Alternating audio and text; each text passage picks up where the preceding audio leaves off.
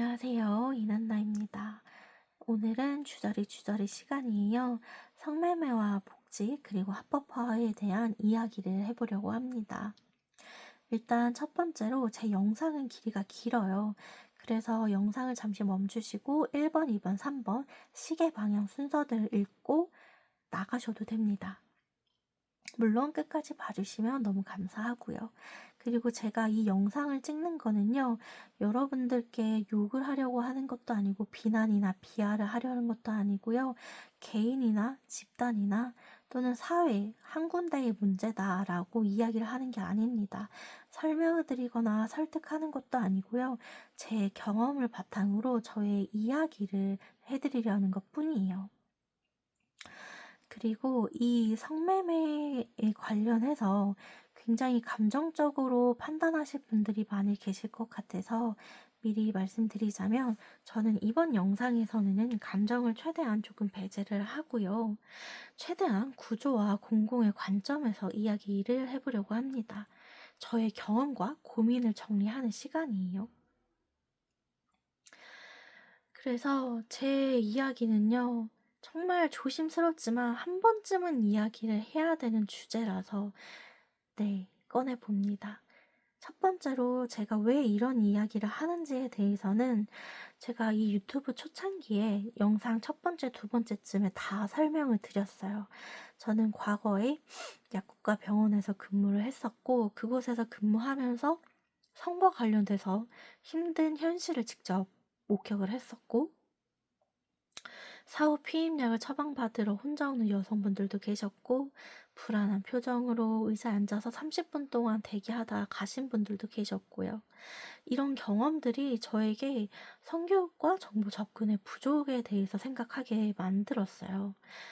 그리고 그런 경험들이 있었는데 마침 이런 성인용품점이 음지에서 양지로 올라오면서 판매 직원을 구한다는 공고가 올라왔고, 그거 보고 나는 이거다, 유레카, 나 이거 잘할 수 있어, 이거야 라는 마음에 취업을 하게 되어서 열심히 근무하고, 또 감사하게도 좋은 평가도 받았던 과거가 있습니다. 그런데 이렇게 성인용품점에서 근무를 하면서도 정말 많은 사람들의 고민과 선택을 더 가까이에서 보게 되었어요. 그 전에 약국과 병원에서는 그냥 옆에서 주워듣는 말이 전부잖아요. 그런데 여기에서는 내가 직접 물건 판매를 하면서 아무래도 상대방의 이야기를 듣고 상품을 추천을 하다 보니까 훨씬 더 정말 민감한 이야기들을 듣게 되는 거죠.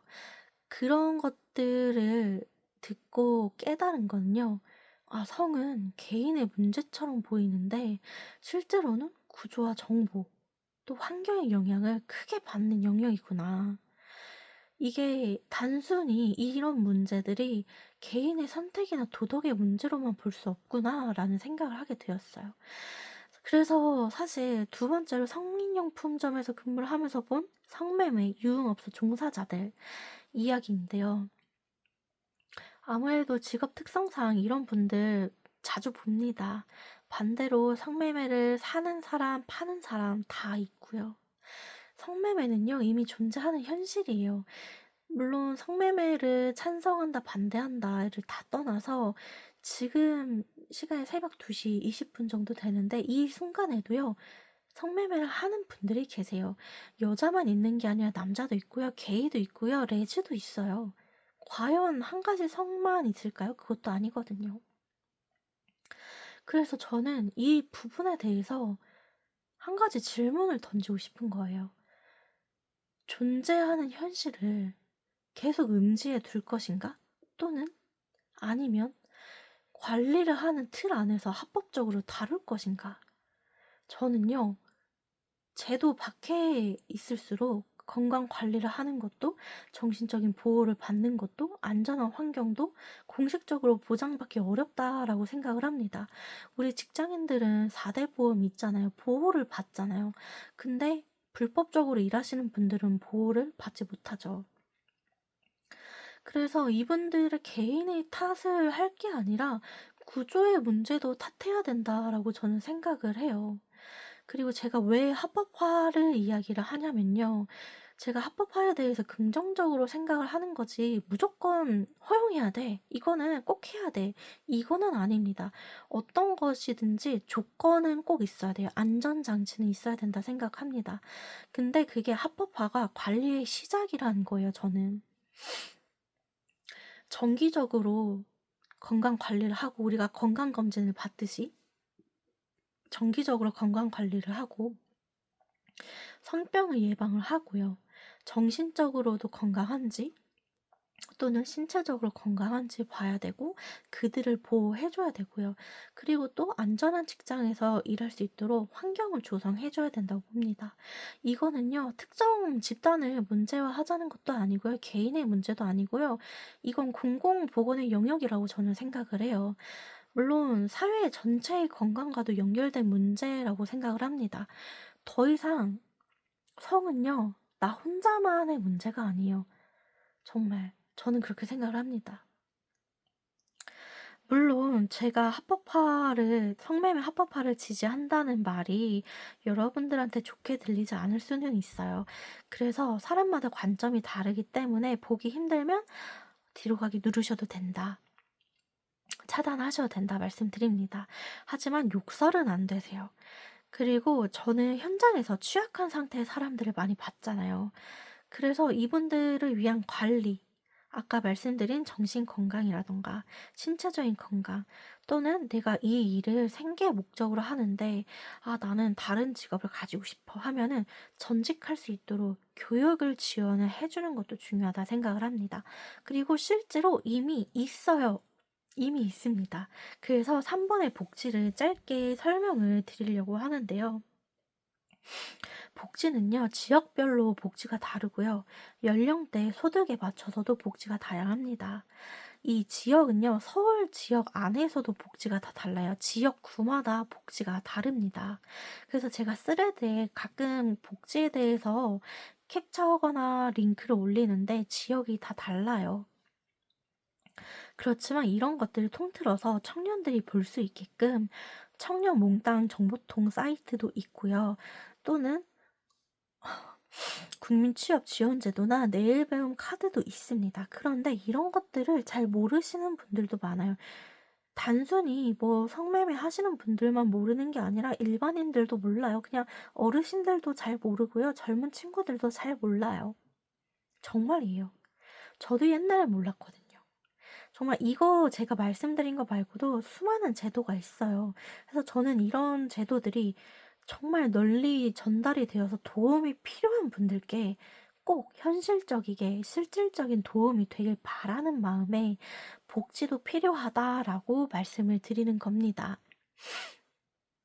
특히 새로운 선택지를 만들 수 있는 기회, 이게 정보 접근성의 확대라고 저는 생각을 해요. 여러분들 인터넷 많이 하시잖아요. 그리고 이제 챗GPT라든가 제미나이라든가 AI도 많이 사용을 하시니까요. 최대한 활용하셔서 네, 여러 가지 내가 도움을 받을 수 있으면 도움 많이 받으시길 바랍니다.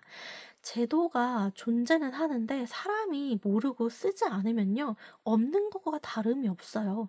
그리고 복지는요, 특혜가 아니라 접근성의 문제라고 생각을 합니다.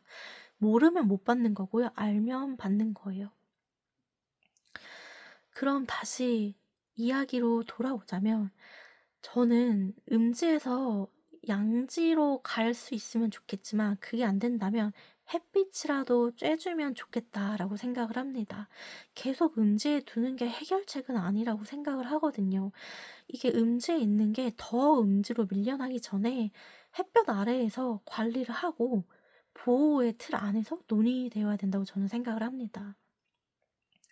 그래서 이 합법화가 끝이 아니라 시작이라고 생각을 하고요. 이게 책임감이 있는 관리의 시작이라고 생각을 합니다. 그리고 마지막으로 제가 이 영상을 찍는 건 뭐 누군가를 설득하겠다 이런 얘기가 아니라요. 제 경험담이에요. 제 경험과 저의 개인적인 생각을 또 저의 고민을 정리하는 시간이에요. 그래서 의견이 다를 수가 있어요. 그 의견 또한 존중합니다. 다만 이 이야기에 대해선 다들 의견이 분분하고 갈릴 것이라고 생각을 하기 때문에 욕설만 하지 말아 주세요. 아시겠죠? 저는 욕먹는 게 싫습니다.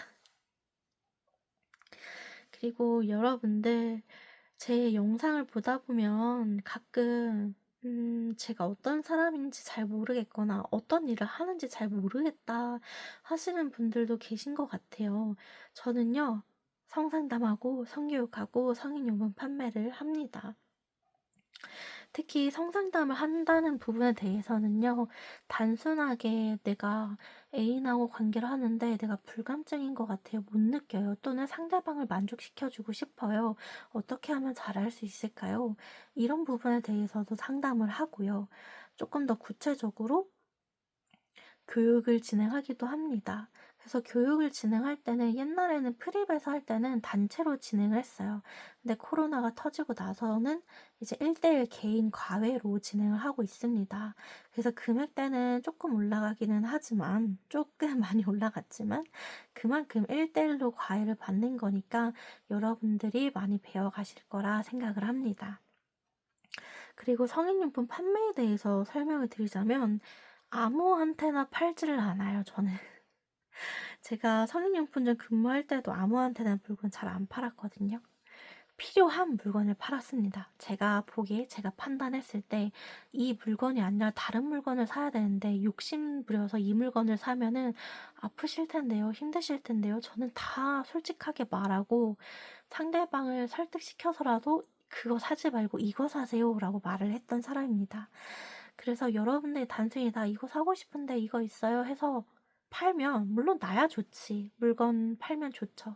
근데 제가 추구하는 방향하고는 다르기 때문에 상담을 진행을 하고 어떤 물건들이 필요할지 진단을 내려드립니다.